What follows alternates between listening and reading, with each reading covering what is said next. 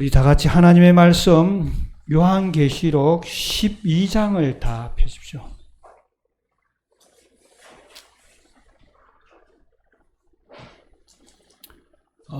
요한계시록 12장은 12장 13장부터는 7 환상이 나오는데 요한계시록 12장이 세 환상을 이렇게 설명을 하고 있습니다. 이것은 사단이 처음으로 반역할 때와 그 반역에서 쫓겨나서 또 한 구속자를 이 땅에 오시게 했는데 그 구속자를 어떻게 할 것인지에 대한 어떤 예언과 또 구속자가 남겨놓고 간 교회를 어떻게 할 것인지에 대한 그 장면이 잘 나타나 있는 책이 요한계시록 12장입니다. 그래서 이 요한계시록 12장을 잘 보면 하나님의 마지막 남은 교회가 어떠한 교회라는 것을 분명하게 이해할 수 있습니다. 오늘은 그래서 남은 교회가 어떠한 교회이며 또 그 교회가 해야 할 사명이 무엇인지에 대해서 오늘 시간 되는 대로 간단하게 좀 설명을 하도록 하겠습니다.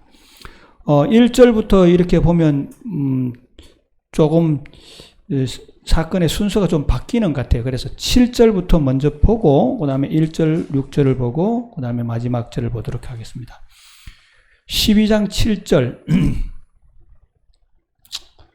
하늘에 전쟁이 있으니 미가엘과 그의 사자들이 용으로 더불어 싸울세 용과 그의 사자들도 싸우나 이기지 못하여 다시 하늘에서 저희 있을 곳을 얻지 못하는지라.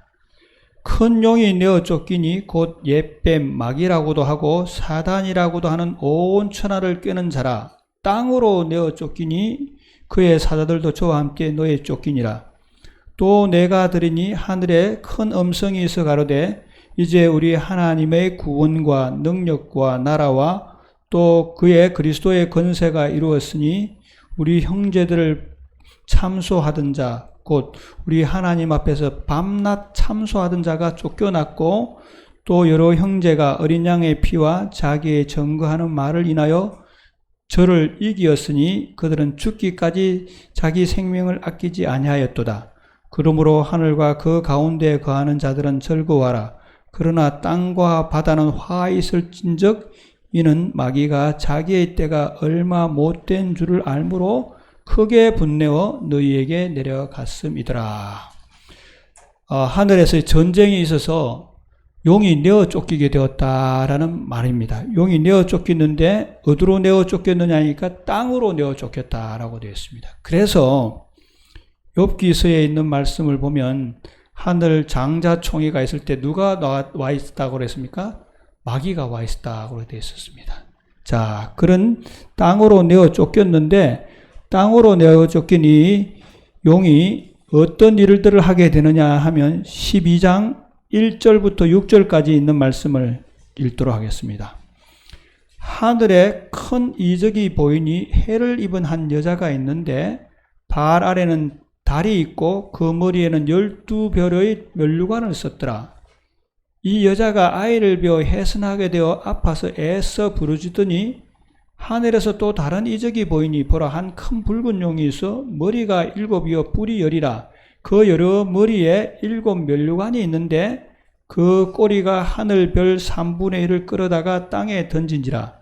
용이 해산하려는 여자 앞에서 그가 해산하면 그 아이를 삼키고자 하더니 여자가 아들을 낳으니 이는 장차 철장으로 만국을 다스릴 남자라.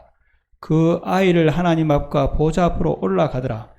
여자가 광야로 도망하여 거기서 1260일 동안 저를 양육하기 위하여 하나님의 예비한 곳이 있더라 라고 되어 있습니다. 또 다른 이적이 있었는데 해와 달을 입은 한 여자가 있었다라고 되어 있습니다. 해와 달을 입은 여자는 아주 정결하고 순결한 여인으로서 하나님의 참된 교회를 상징하고 있습니다.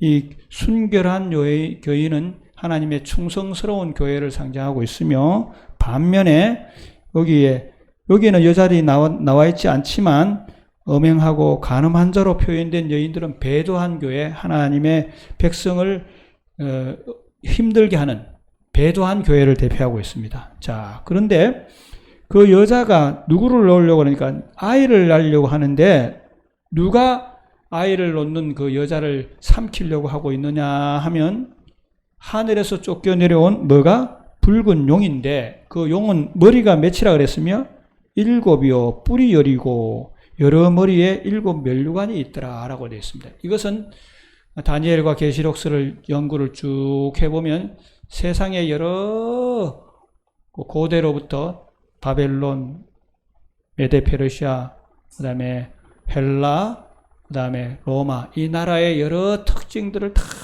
종합해서 또 그의 보좌에 앉아있는 한 세력을 상징하고 있습니다. 이 세력이 무엇을 여자가 낳은 여자를 삼키려고 하는데 여자 앞에서 아이를 낳으면 아이를 삼키려고 하는데 여자 앞에서 아이를 삼키려고 하는데 이 아이가 죽임을 당하지 않고 하늘로 올라가게 되었습니다. 이 아이는 누구라고 그랬습니까? 이 여자가 아들을 낳음에 이는 장차 만국으로 다스릴 남자더라라고 해서 남자라고 해서 예수 그리스도를 상징하고 있습니다. 그런데 아이를 삼키지 못하고 남자를 삼키지 못하니까 이 용이 어떤 일들을 하게 되었다고 했습니까? 남자를 낳은 누구를 힘들게 하더라고? 여자를 힘들게 하더라. 여자는 조금 전에도 말씀드렸듯이 교회를 힘들게 하는데 그 여자가 너무 힘드니까 어디로 도망을 가게 되었다고 그랬습니까? 광야로 도망가겠다. 광야라는 것은 아주 힘든 곳, 그 사람들이 살지 않는 곳에 가서 몇 년을 있었다고 그랬습니까? 1260일을 지나게 되었더라라고 되었습니다. 자, 거기서 1260일을 지난 다음에 어떤 일이 또 있느냐 하면 자, 13절에 있는 말씀입니다. 자, 1260일을 지냈다는 것을 우리가 잘 알고 있습니다. 538년부터 1798년까지 교회가 아주 커다란 어려움을 당했다는 것을 우리가 잘 알고 있습니다. 자, 여기서 잠깐 좀 설명을 한다면 예수님께서 이 땅에서 하늘로 가시면서 제자들에게 12제자들에게 뭐를 부탁하셨습니까? 내 뭐 위에 교회를 세우겠다고 했습니까? 반석 위에 교회를 세우겠다고 하셨습니다. 반석은 누구를 상징한다고 말씀드렸습니까? 제가 지난주일에 베드로가 아니고 반석 대신 예수님을 상징한다. 그 위에 세웠던 교회인데 이 교회가 AD 1세기경까지는 그 사도들의 열성과 또 예수님을 직접 보았던 사람들의 열성들 때문에 아주 순결하고 아름다운 사랑들을 가지고 있으면서 그들의 임무들을 잘 수행을 했습니다. 자, 교회가 잘 돼가는 곳을 누가 못 보게 됩니까? 사단이 못 보게 됩니다. 못 보게 되니까 어떤 일들을 하게 됩니까? 이 교회를 잘 못하게 해야 되겠다 해서 각종 심한 박해를 하게 됩니다. 그 박해를 받았던 교회가 서문학교입니다. 정말로 참혹한 처참한 박해를 받게 됩니다. 뭐 지난번에도 얘기하고 내가 늘 교회 시간에도 얘기를 하지만서도 그들이 받았던 박해들은 우리 그 카타코메라는 곳에 가보면 어떻습니까? 어떤 사람들의 그 얘기로는 보면 하나님께서 준비한 곳이다라고 할 정도로 그곳에 굴이 아직도 그 굴이 다 밝혀지지 않았다고 그래요. 그런데 그곳에 있는 흙은 참으로 신기한 흙이래요. 그래요. 습기를 빨아먹는 흙이래. 보통 흙이 지하에 있으면 습기 때문에 못 살습니까? 빨아먹는 그런 흙 가운데서 평생 한번 햇볕도 못 보고 그 자리에서 살다가 죽은 사람. 햇볕을 못 보니까 어떤 일들이 있습니까? 막 고름이 생기고 고추병이 곱추가 되고 하는 그런 병. 그러면서도 신앙을 지켰던 사람입니다. 자, 신앙을 지키면 박해를 하면 할수록 교인들이 뭐 하게 되니까 더욱더 신앙적이고 더욱더 튼튼해지니까 사단 마귀가 이제 드디어 한 수작을 쓰게 되는데 어떤 수작을 쓰게 됩니까? 그러면 너희 믿는 것을 허락하겠다면서 모든 교리들을 다 이교 우상 숭배와 다 뒤섞어 버리게 됩니다. 313년, 321년 일요일 휴업령을 내리면서 이제는 안식일 대신 너 예배해라. 어느 날로 예배했으면 좋겠다? 사람들이 늘 다니고 또 태양이 제일 중요하니까 태양신으로 숭배하는 일요일을 숭배하라고 하면서 다 풀어주게 됩니다. 풀어주면서 그들이 아까도 말했습니다마는 바벨론, 메데페르시아, 헬라, 로마의 그 이교의 모든 잡신들의 그 어떤 신앙, 우상숭배, 뭐 제사제도, 사제제도 이런 것들을 다 끌어들여서 뭐를 만들었냐니까 교회 같은 모습을 한 교회를 만들게 된 겁니다. 사실은 교회가 아니에요. 그 위에는 누가 있는 형이 자리를 잡고 있는 그 교회를 만들어서 사람들에게 이제 신앙을 뭐 하게 됐습니까? 강요한다기보다는 이제 편하게 살려고 이렇게. 그러나 그 가운데서도 어떤 사람들이 있었느냐 하면 안식일의 진리를 깨닫고 안식일을 지키기 위해서 그때는 뭐 다른 진리들보다는 안식일을 하나 붙잡고 이것이 뭐다라는 것을 진리라는 것을 알고 사계의 목숨을 걸고 지켰던 백성들이 지하에 있게 된 겁니다. 자, 그런 다음에 그 교회의 세들이 지나고 나서 538년에는 어떤 일들이 있게 되냐니까 교회가 아주 큰 대배도에 이제 완전히 이제 자리를 잡아서 교회가 이제 세상에 뭐가 된 겁니까? 마치 모든 통치권자가 되어서 교회의 538년에는 돈코트, 헤롤라이, 반달 이거는 누가 이런 일을 하니까 아리안주의라고 해서 삼위일체 사상을 부정하던 한 세 국가에 대해서는 누가 교황이 군대를 다른 나라의 군대를 얻어서 멸망시킴으로 말미암아 뭐를 마치 종교의 어떤 권세를 가지고 세상을 통치하는 것처럼 그럴 뿐만 아니라 중세 함흥 시대에는 신성 로마 제국이라고 해서 독일이나 뭐 프랑스는 일찍 하나의 독립국가로 되었고 영국까지는 그렇게 크게 영향을 미치지 못했습니다만은 그 외의 나라들에게서는 그 나라의 제후가 되려면 왕이 되려면 뭘 해야 됩니까? 교황의 인정을 받아야 왕이 될 정도로의 세력들을 잡게 되어서 완전히 종교 암흑 시대로 들어가게 되는 겁니다. 자, 종교 암흑 시대의 긴 세월 동안에 어떤 일들을 하게 되냐니까 1517년에 누가 일어나게 됩니까? 요즘에 우리가 화요일 저녁 시간에 대쟁투를 읽고 있는데 그 마르틴 루터가 일어나서 물론 그 전에 위클립이라든가 틴데일이라든가 이런 분들의 또 유후스라든가 이런 분들의 종교 개혁의 샛별들이 서서 일어나면서 1517년에 마르틴 루터가 이 어떤 진리들을 나타내게 되니까 그리스도 교회의 대리자로부터 있는 지상의 이 그리스도의 대리자가 베드로로부터 시작하여서 교황이 아니라는 것을 서서히 얘기하기 시작하는 겁니다. 참 이 교황이 아니라고 얘기하는 것은 뭐를 내놓는 거나 마찬가지예요. 목숨을 내놓는 거나 마찬가지예요. 그래서 실제로 수많은 사람들이 형장의 유서로 사라졌고 뿐만 아니라 교회의 교황은 아무런 흠이 없다라는 교리였습니다. 아니라는 건 사람이다라는 얘기입니다. 이런 교리를 그때 당시에 거의 1000년 이상 토착되어져 있는 그 교리들을 외친다는 것은 거의 죽음을 내놓는 거나 마찬가지였습니다. 그 다음에 미사 제도를 통해서 하나님께서 예수님께서 지상에 하늘에서 대제사장의 봉사를 하고 있다는 그 교리를 가로챈 것들도 찾아오게 되고 또 우리가 구원받는 것은 고해성사나 면죄부를 삼으로 말미암아 구원받는 것이 아니라 뭐로 말미암아 구원받는다고 믿음으로 말미암아 구원받는다는 이런 어떤 교리들을 이제 막 외치게 된 겁니다. 외치게 되었을 때 마르틴 루터는 죽지 않았지만 사형을 당하지 않았지만 그 외의 개혁자들은 거의 대부분이 형장의 이슬로 사라지고 또 이제 우리가 보는 것처럼 이 위대한 사람들은 그렇게 드러났지만 위대하지 않고 지바에서 개인적으로 열심히 섬겼던 사람들은 수많은 사람들이 뭐로 형장의 이슬로 사라진 것을 우리가 알 수 있습니다.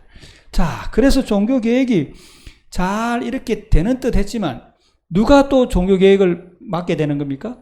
로마 교황청에 있는 제수이트라는 교단을 또 분파지만 하나의 그 교황권 안에 있는 일으켜서 종교 개혁 세력들을 계속 박해를 하는 거예요. 뭐 하지 못하도록 그것이 세상에 확산되지 못하도록. 자, 진리는 하나 둘 발견이 되는데 교회들마다 그 진리를 가지고 싸우게 되는 겁니다.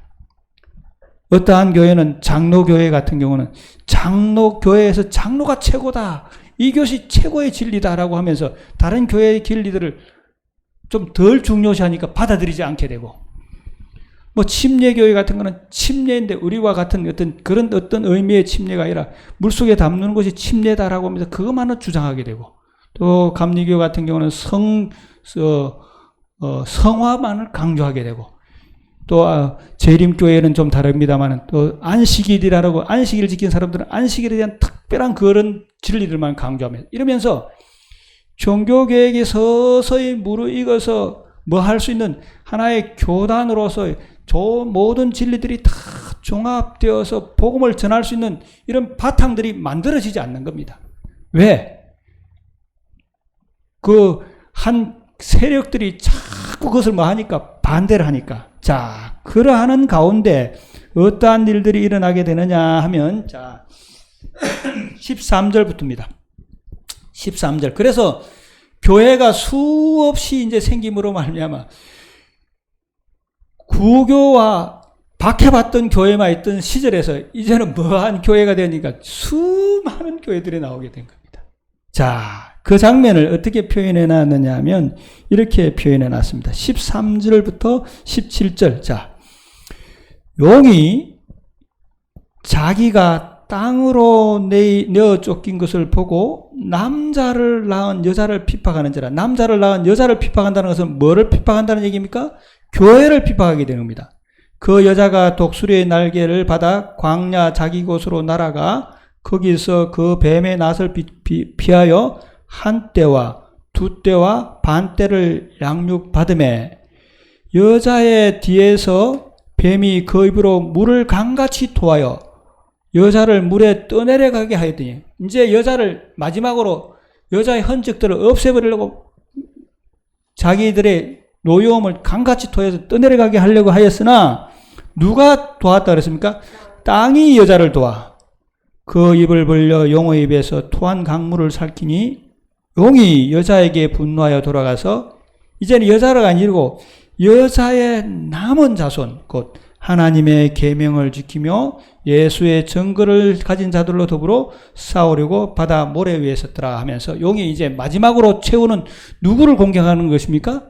여자의 남은 자손을 공격하게 되는데, 여기서 여자의 남은 자손에 대해서 몇 가지 우리가 특징들이 있는데, 첫 번째로는 우리가 예언적으로 봤을 때 땅이 여자를 도왔다라는 이 말 가운데서 성경 예언을 해석함에 있어서 바다와 물은 뭐라니까 사람들이 많이 사는 대륙이었지만 땅은 황무지로서 뭐 사람들이 살지 않은 곳으로서 요 시대까지는 땅은 무엇을 상징하니까 그때 당시에는 유럽만이 세계를 정복하고 있었고 유럽과 아시아 정도였고 이 종교적인 이 얘기가 벌어지는 곳은 어디였느냐 하면 유럽이었습니다.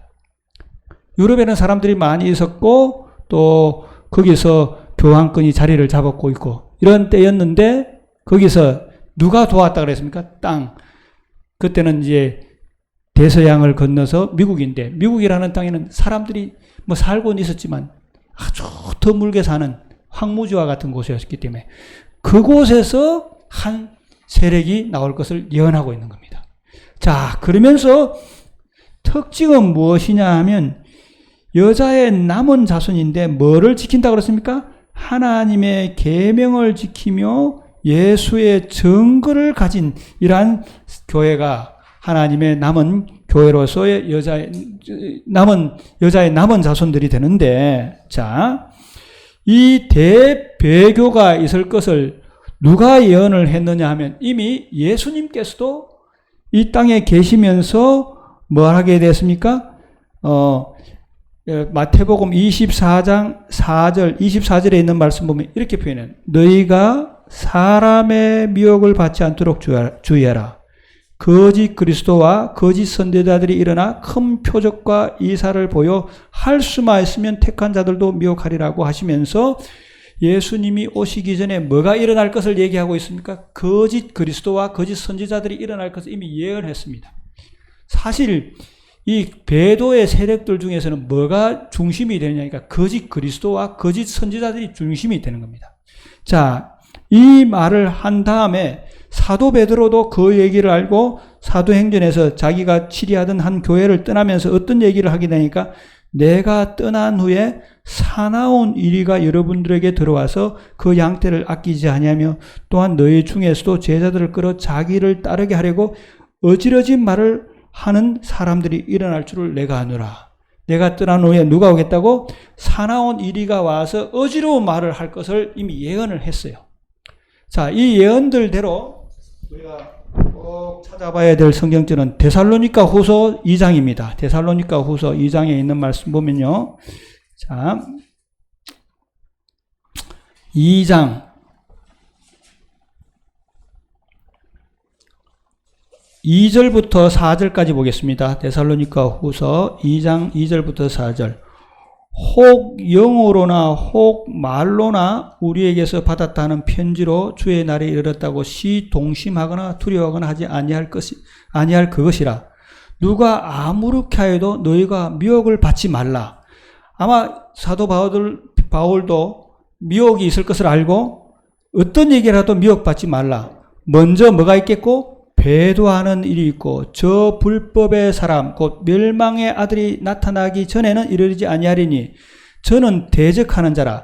범사에 일컫는 하나님이나 숭배받는 자 위에 뛰어나 자존하여 하나님의 성전에 앉아 자기를 보여 하나님이라 하는 자다. 이 일이 있겠다는 거예요. 하나님의 성전에 앉아서 자신을 뭐로 나타나겠다니까? 하나님으로 나타내는 세력이 일어나겠다라는 얘기입니다. 보좌에 앉아서 자기를 하나님이라고 하는 세력이 이미 일어났었습니까? 예, AD 3세기부터 자리를 잡기 시작해서 5세기부터는 완전히 자기를 하나님 아들의 대리자라고 해서 한 일들이 있겠다는 얘기입니다.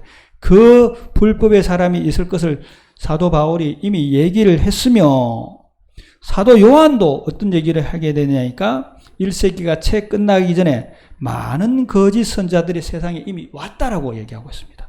그러면서 적 그리스도의 영이 벌써 세상에 와 있느니라고 요한일서 4장 1절과 3절에 얘기해요. 이미 요한 시대 때도 이 적 그리스도가 세력을 잡고 세상을 하고 있어 지배하고 있었다라는 것을 얘기를 하고 있습니다.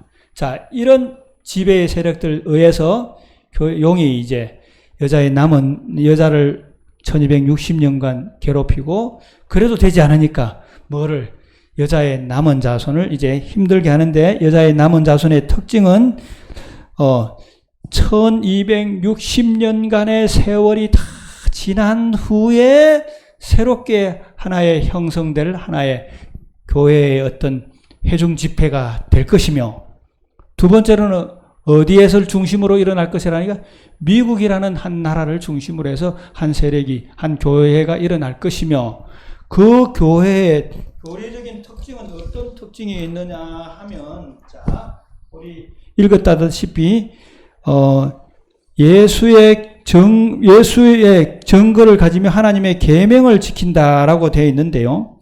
여기서 또 하나 더 추가할 수 있는 것은 예수의 증거와 하나님의 계명을 지키는 것이며 또 하나 더 우리가 추가해 볼 수 있는 것은 이것을 좀 생각해 봐야 될 것 같다고 생각이 됩니다. 자, 요한계시록의 14장에 보면 어떤 일들이 나오느냐 하면 자,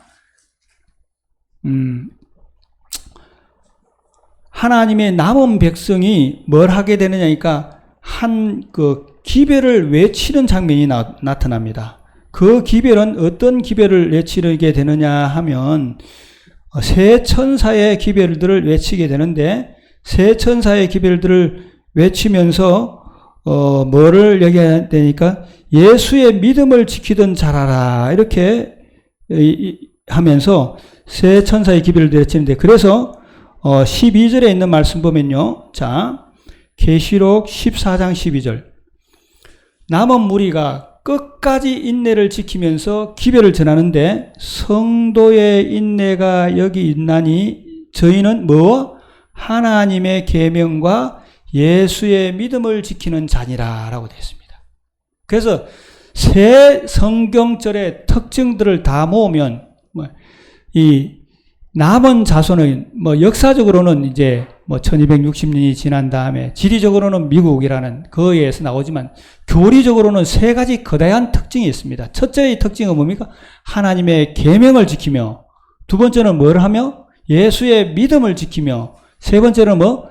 예수의 증거를 가진 이 교리를, 이러한 것을 믿는 한 교회, 한 하나님의 남은 교회, 여자의 남은 자손이 될 것이다라는 것을 우리가 뭐해 볼 수 있는 거예요? 유추해 볼 수 있는 겁니다. 그러면 여기서 하나하나 둘 좀 생각해 보면 예수의 믿음이라는 것은 무엇이냐 하는 겁니다.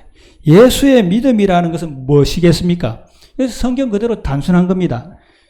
예수의 믿음이라는 것은 예수님께서 소유하셨던 그와 비슷한 유사한 믿음을, 뭐 예수님이 소유하셨던 믿음과 같은 믿음을 공유하고 있는 백성들이다라고 생각하시면 됩니다. 예수님은 어떠한 믿음을 가지고 있었습니까? 여기서 많은 우리들이 얘기가 할 수 있습니다. 예수님은 어떤 믿음을 가졌다라고 우리가 말씀하시니까 하나님을 철저히 신뢰하는 믿음이었습니다. 지상에서 예수님만큼 하나님을 철저히 신뢰한 사람은 없습니다. 자, 그런데 예수님만을 철저히 신뢰했다라는 것이 어디에서 나타나느냐 하면 새 천사의 기별을 둘째 기별에 보면 어떤 얘기가 나오느냐니까 무너졌도다 무너졌도다 큰 성 바벨론이여 모든 나라를 그 음행으로 인하여 진노의 포도주로 먹이던 자로다 하면서 뭐에서 나오라는 겁니까? 바벨론에서 나오라는 얘기를 하는 겁니다. 바벨론에서 나오라는 기별은 어떤 기별이냐면 바벨론은 어떤 기별이었습니까? 세상의 모든 잡것들을 다 모아서 이것을 섬기면 망한다는 얘기입니까? 너가 구원을, 이것을 따르면 구원을 얻는다는 얘기예요. 교회의 여러 가지 일들 가운데서 암암리에 뭐를 섬기지 않도록 만들까 하니까 하나님을 경배하지 않도록 하는 교리들이 많이 숨어 있어요. 많이 숨어들 있지만 그것을 표면적으로 내놓고 하는 교회가 있습니다. 자기의 행위라든가 선한 행실이라든가 교회가 만들어 놓았던 성상 숭배라든가 각종 제도들을 통해서 이것을 하면 구원받는다라고 하는 그러한 교리들, 그것들은 아주 이 예수의 믿음을 지키는 것에 아주 배게 가는 겁니다. 그래서 예수의 믿음을 지킨다는 것은 아주 중요한 의미가 있는 거예요. 그리고 예수의 믿음을 지킨다는 것은 또 어떤 얘기가 성경의 권위를 그대로, 하나님의 말씀의 권위를 그대로 인정하는 교회예요. 예수님만큼 이 세상에 사시면서 하나님의 말씀을 철저히 의지했던 사람들도 없습니다. 저와 여러분이 지금 해야 될 중요한 기별 중에 하나는 하나님의 말씀을 의지하는 겁니다.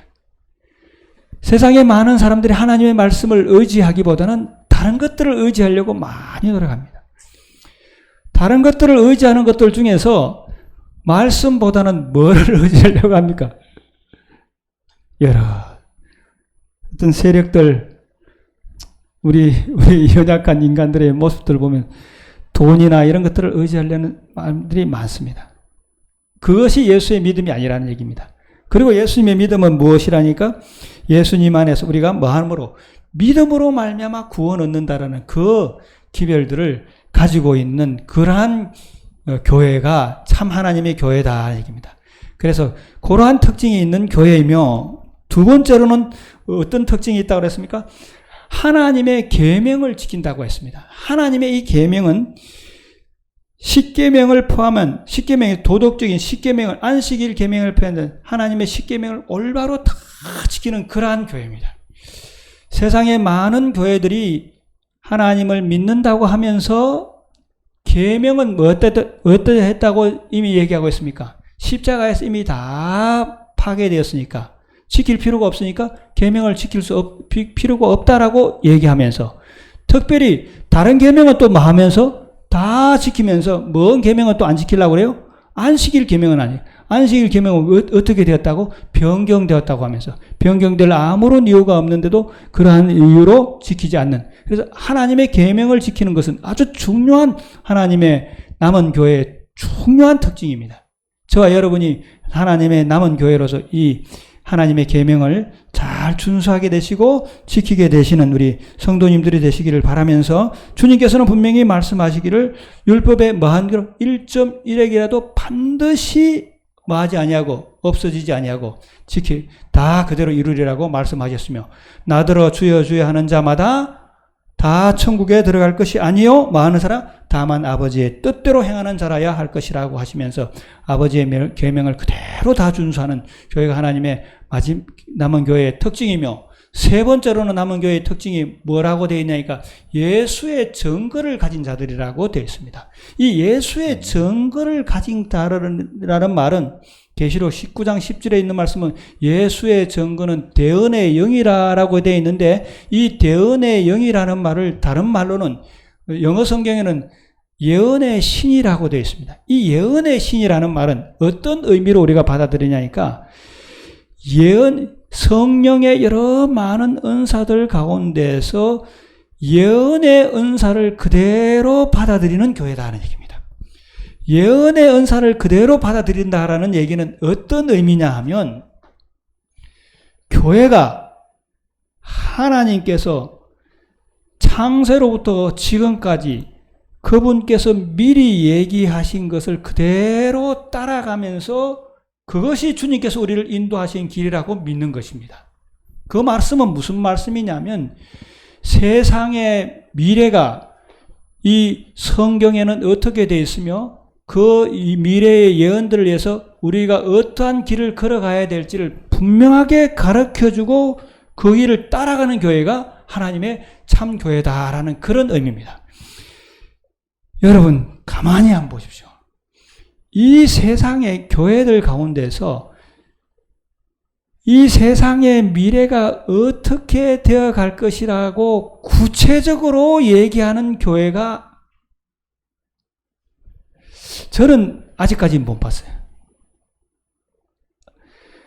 요즘에 박옥수라는 분이 성경의 5대 제국이라 해서 또 예언이라고 해서 이 강의를 하는 것을 제가 유튜브를 통해서 잠깐 들었는데 어떤 강의냐니까 과거의 다니엘 시대의 그 예언들에 대해서는 대강 얘기합니다. 그러나 우리 앞으로 있을 미래에 대해서 성경을 근거로 해서 분명하게 제시하는 교회는 저는 아직 보지 못한 것 같습니다.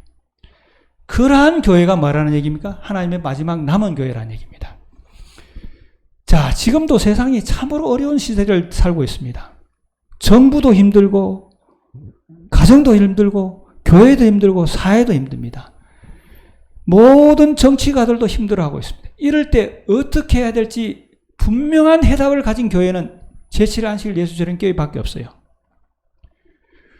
우리나라도 지금 이제 여러 가지로 힘드니까 우리나라가 지금 현재 이 정치적인 얘기는 아닙니다. 오해하지 마시길 바랍니다. 우리나라가 탈출구가 있다라고 하면서 탈출구를 어디로 향해서 찾고 있습니까? 중국을 향해서 찾아가고 있어요. 우리는 이미 다 알고 있어요. 이 세상에서 어느 나라가 세상에 지배하는 나라가 될 것이라는 것을 이미 다 알고 있습니다. 그것은 뭐로? 이 성경 예언을 통해서 다 제시되어 있습니다. 그러면 우리가 이 세상에서 1등이 될 어느 나라가 될 것인가 분이 다 알고 있는 거예요. 그러한 예언을 분명하게 가르치고 믿고 따르고 있는 것이 예수의 증거를 가졌다라는 뜻입니다. 그래서 이 세 가지 분명한 교리적인 어떤 특성들을 가진 교회가 어떠한 교회냐 하면 오늘 저와 여러분이 속해져 있는 이 제7일 안식일 예수재림교회입니다. 제7일 안식일 예수재림교회는 예수의 믿음을 가졌을 뿐만 아니라 하나님의 계명을 철저히 지킬 뿐만 아니라 예수의 증거, 우리의 예언의 은사를 통해서 우리의 앞으로의 미래가 어떻게 될 것인지에 대해서 누구보다도 훤히 잘 알고 있습니다. 우리가 가장 지금 현재 주시하고 있는 하나의 징조는 뭐를 보고 있습니까? 자, 우리 계시록서 14장에 있는 말씀 봅니다. 그러면서 남은 교회가 마지막으로 외치는 기별이 있는데 외치는 기별이 첫째 기별이 어떤 기별이에요? 자, 6절부터 7절에 있는 말씀입니다. 계시록 14장 6절부터 7절에 있는 말씀. 자, 또 보니 다른 천사가 공중에 날아가는데 땅에 거하는 자들 곧 여러 나라와 족속과 방언과 백성에게 전할 영원한 보증금을 가졌더라. 그가 큰 음성으로 가로되 하나님을 두려워하며 그에게 영광을 돌리라. 이는 그의 심판하실 시간이 이르렀음이니 하늘과 땅과 바다와 물들의 근원을 만드신 이를 경배하라 하더라. 첫째 천사의 계별은 영원한 복음을 가졌다는 얘기입니다. 성경에서 영원한 복음을 가졌다는 것은 딱 여기서 한마디 나옵니다. 영원한 복음인데 누구를 경배하라는 얘기입니까? 하늘과 땅과 바다와 물들의 근원을 만드신 이를 경배하라라고 하도록 했습니다. 왜 하늘과 땅과 바다와 물들의 근원을 만드신 이를 경배해야 되냐니까 그분은 뭐 하시는 분이기 때문에 창조주 하나님이시기 때문에 그분만이 뭐 할 수 있는 겁니까? 유일하게 경배받을 수 있고 유일하게 예배받을 수 있는 분이기 때문에 그분만을 경배하라는 얘기입니다. 그러나 지금은 세상에 많은 사람들이 뭐 합니까? 이분을 경배하기보다는 이분은 뭐 했다는 얘기입니까? 1840년, 1850년 이미 이분은 세상에서 존재도 없어졌습니다. 무엇 때문에?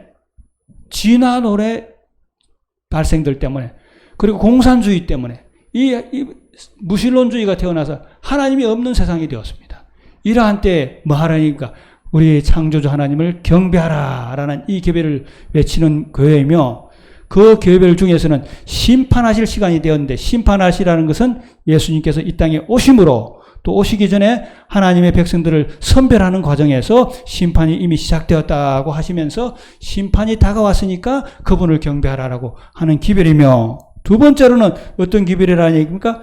세상이 또 다른 천사 곧 둘째가 그 뒤를 따라 말하되 무너졌도다 무너졌도다 큰 성 바벨론이여 모든 나라를 그 음행으로 인하여 진노의 포도주로 먹이던 자로다 하면서 세상에 사람들이 세웠던 한 바벨론이 무너질 것인데 그것은 사람들을 다 마하던 곳으로 속이는 곳으로 가든 그것이 무너질 것이다. 거기서 말하는 얘기입니까? 빨리 나오라라는 그러한 기별이며 셋째입니다. 또 다른 천사 곧 셋째가 그 뒤를 따라 큰 음성으로 가로되 만일 누구든지 짐승과 그 유성에게 경배하고 이마에나 손에 포를 받으며 그도 하나님의 진노의 포도주를 마시리니 그 진노의 잔에 섞인 것이 없이 부은 포도주라. 거룩한 천사들 앞과 어린 양 앞에서 불과 유황으로 고난을 받으리니 그 고난의 연기가 세세토록 올라가리로다. 짐승과 그 유상에게 경배하고 그 이름의 표를 받는 자는 누구든지 밤낮 쉼을 얻지 못하리라 하더라. 성도의 인내가 여기 있나니 저희는 하나님의 계명과 예수의 믿음을 지키는 자니라. 마지막 세 번째 기별은 아주 엄숙한 기별입니다. 짐승과 그의 우상에게 뭐 하지 말라? 경배하지 말라는 얘기입니다. 짐승과 그의 우상에게 경배하지 말라고 하면서 짐승과 그의 우상이 뭐를 만들겠다는 얘기입니까? 표를 만들어서 한 우상을 만들겠다라고 외치는 기별입니다. 자, 여러분 13장에서 우상을 만들 것이라고 짐승이 우상을 만들 거라고 예언하고 있습니다. 이 세상의 어느 교회에서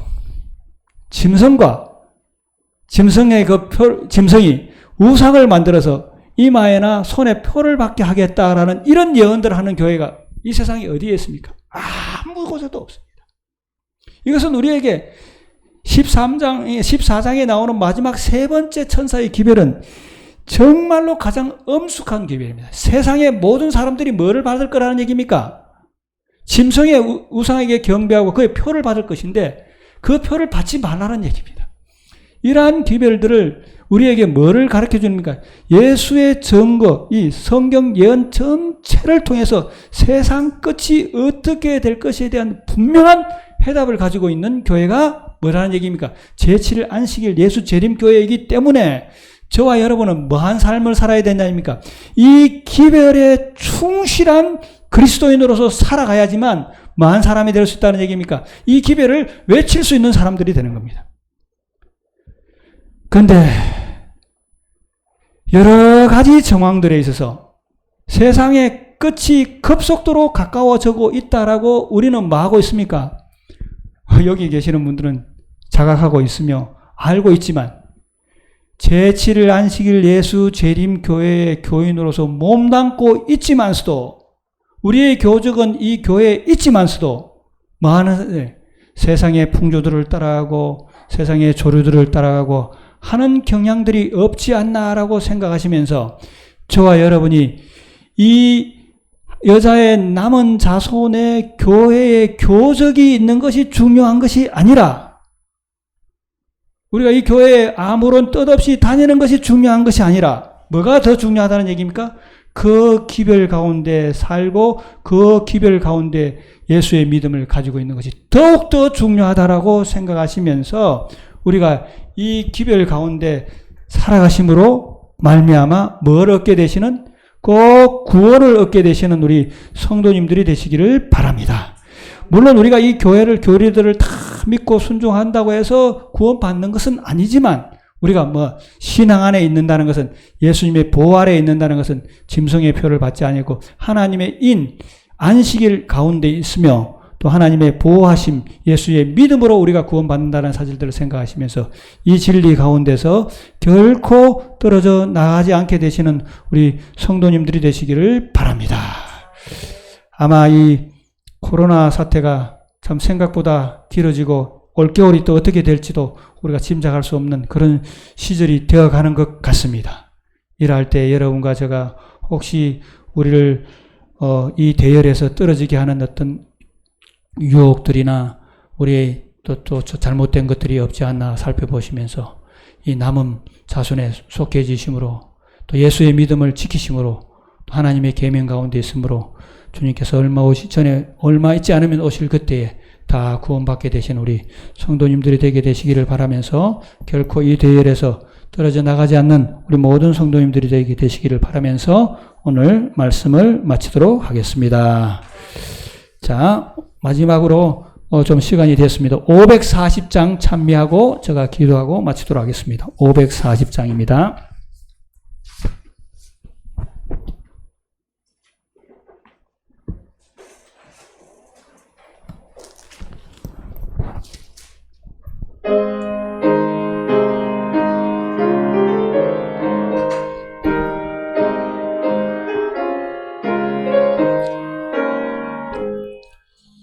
시온산 향해 가는 성도들아 앞길의 장애를 두려 말아라. 성령이 너를 인도하시리니 왜 지체를 하고 있느냐. 앞으로 시온산 향해 나가세. 천성문만 바라고 나가세. 주의 천사 내 길을 인도하러 문 앞에 벌써 나와 있네. 너 가는 길을 누가 비웃거든 확실한 증거를 일러주어라. 성령이 친히 감하심으로 저들도 참 길을 찾으리. 앞으로 시온산 향해 나가세. 천성문만 바라고 나가세. 주의 천사 내 길을 인도하러 문 앞에 벌써 나와 있네. 너 가는 길을 모두 가기 전에 내 손에 든 검을 꽂지 말아라. 저마귀 흉계 모두 깨뜨리고 끝까지 잘 싸워 이기라. 앞으로 시온산 향해 나가세. 천성문만 바라고 나가세. 주의 천사 내 길을 인도하러 문 앞에 벌써 나와 있네.